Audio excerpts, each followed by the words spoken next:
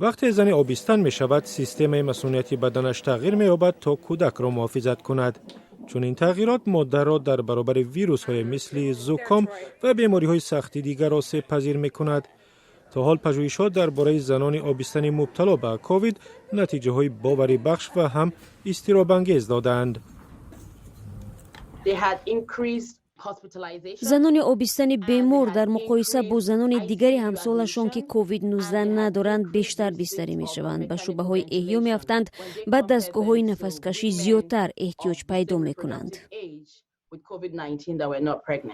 طبیبان سعی دارند معلوم کنند تا کجا کووید 19 نظر به زکام معمولی برای زنان آبستن خطرناک است. تا حال معلوم شده است که این بیماری مثل زکام در زمان حامله‌داری سخت نیست. ولی مرکز نظارت و جلوگیری از بیماری ها در امریکا می گوید زنان آبستن گرفتار کووید 19 بیشتر با بیماری های جدی بستری می شوند، کودک می افتانند یا طفلی نارسید و مرده تولد می کنند. تحقیقات دیگر این گفته ها را ثابت نکردند. از بس که کووید 19 نوست باید اندکی صبر کنیم. ما تمام اطلاعات لازم را حالا نداریم که خلاصه کنیم خطر بیماری برای زنان آبستن چقدر است.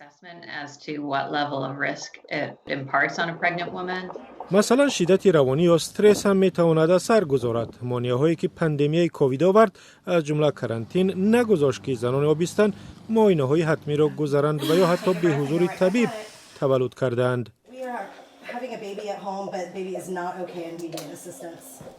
بعضی زنان از ترس سرایت کرونا ویروس به نزد طبیبانشان هم نمی رفتند.